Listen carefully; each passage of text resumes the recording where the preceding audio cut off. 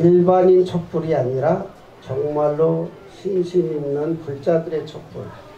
그래서 제가 선생님 기분 나빠도 이 글을 좀 고쳐야 되겠습니다. 그래가지고 동의를 얻고 고친 것 중에서 가장 기억에 남는 게 뭐냐면 그 중생들아라고 하는 표현이 있죠. 중생.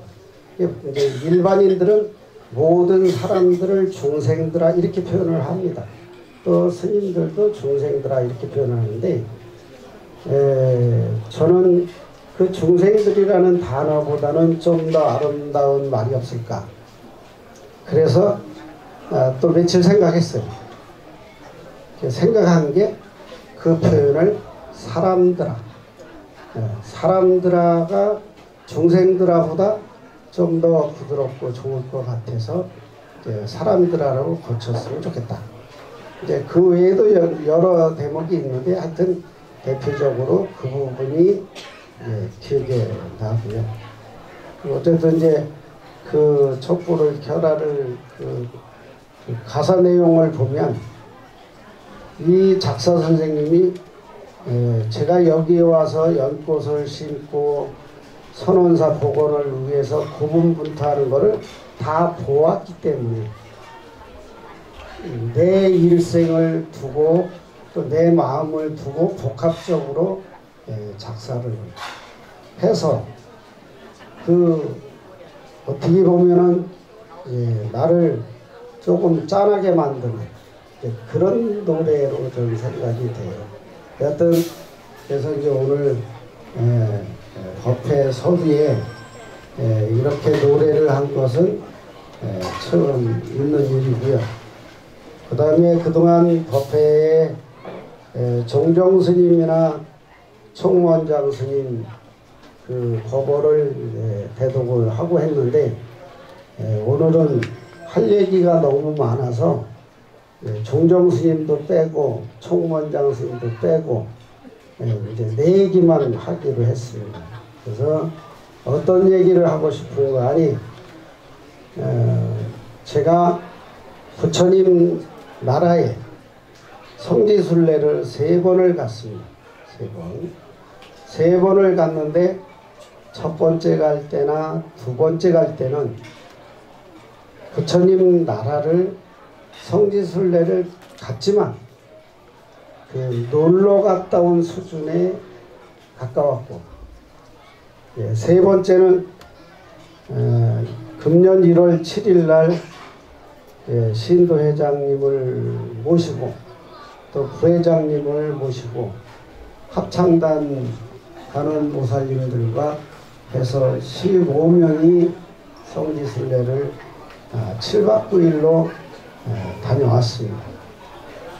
다녀왔는데 그 7박 9일 동안 내가 느꼈던 부분을 우리 신도님들한테 전달을 하고 싶은 그 시간이 오늘밖에 없을 것 같아서 왜 오늘밖에 없냐, 시간이 흘러가면 나도 까먹는 게 많아서 이 감정이 좀 사라질 것 같고 또 듣는 이도 부처님 오신 날 부처님 나라 이야기해야 조금 더 실감이 날 것 같아서 그래서 7박 9일 얘기를 오늘 30-40분 내로 한다라는 것은 좀 무리기는 하지만 그래도 이제 요약을 해서 이제 말씀을 드리면 7박 9일 동안에 인도 성지순례는 우리나라에서 가장 까다로운 사람들, 아무 데나 가서 못 먹고 못 자는 사람들은 이제는 부처님 나라 마음 놓고 가도 된다라는 얘기를 전달하고 싶고요. 그 다음에 불편함이 없어요. 그래서 이제 마음 놓고 가셔도 되는데 제가 7박 9일 동안 그 느낀 것 중에서 어떤 것이 저의 충격이었냐면 제가 선원사에 1993년 11월 26일부터 지금까지 25년이 넘도록 법회를 해왔지만 내가 아무리 법문을 잘해도 눈물 흘리는 신도가 없었고 환희심을 내는 신도가 없었어요.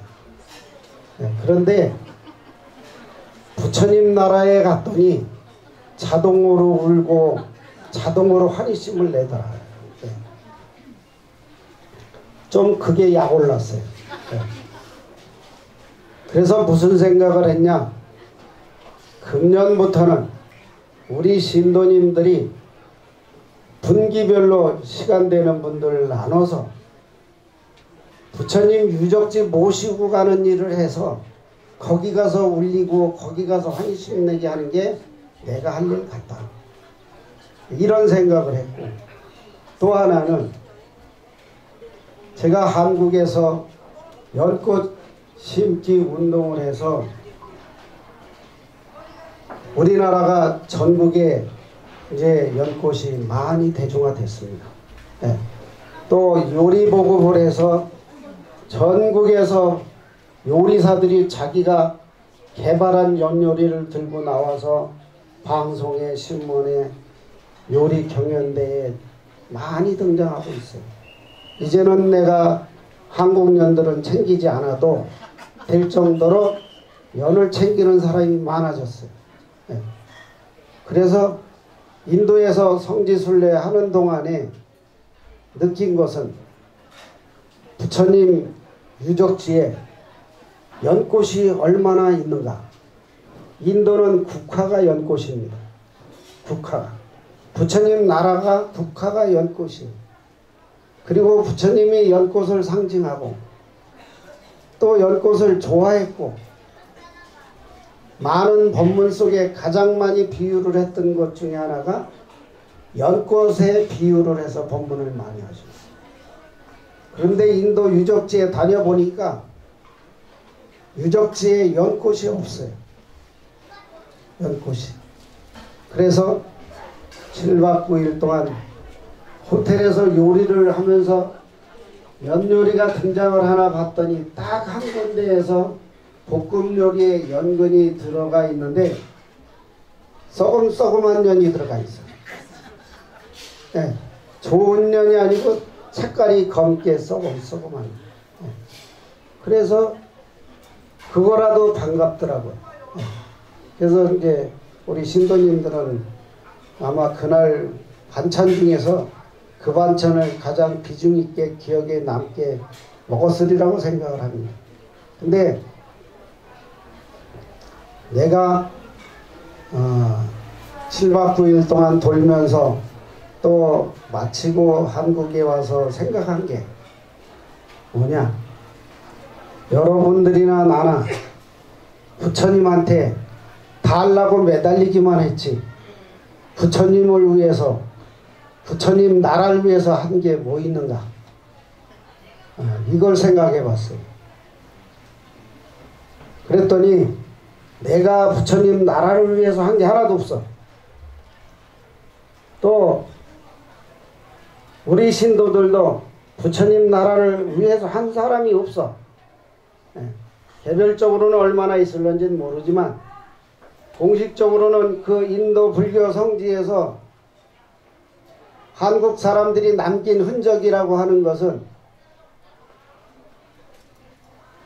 그네들이 가난하다고 주머니에서 달러돈 주고 한국말 전달한 것밖에 없어요.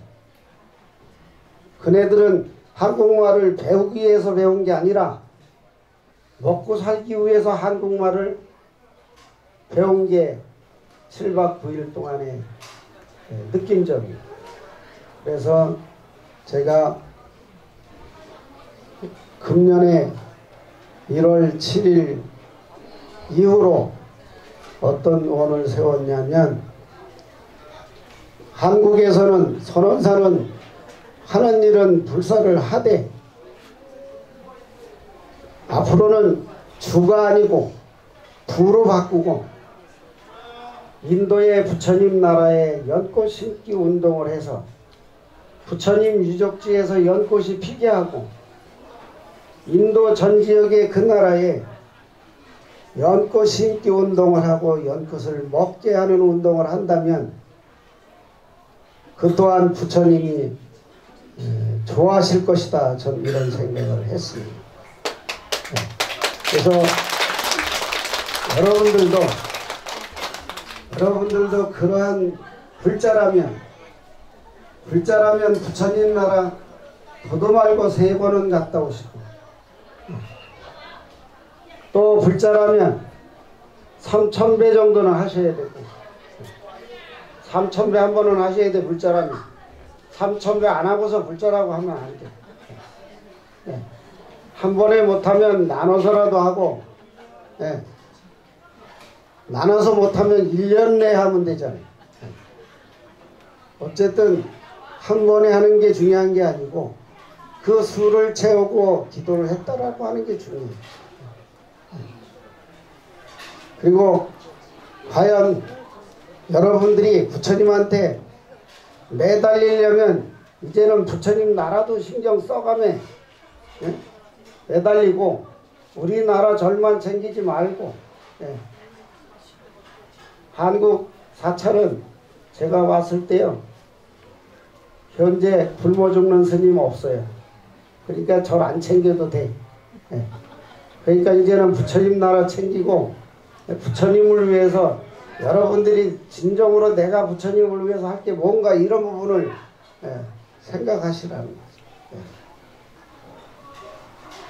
그래서 제가 한국에 오던 날부터 지금까지 많은 사람들한테 만날 때마다 그런 얘기를 했더니 다 좋아하고 공감을 느껴요. 그래서 내가 이것을 시작했을 때 우리나라 불교뿐만이 아니라 전 세계 불교도들이 부처님 나라를, 부처님 유적지를 신경 쓰지 않겠나. 그래서 제가 돌아와서 지금까지 연꽃 심기 운동을 이제 계속 그쪽 인도와 연락을 하면서 이제 알아봤는데, 가능성이 있어서 또 어느 정도 진전이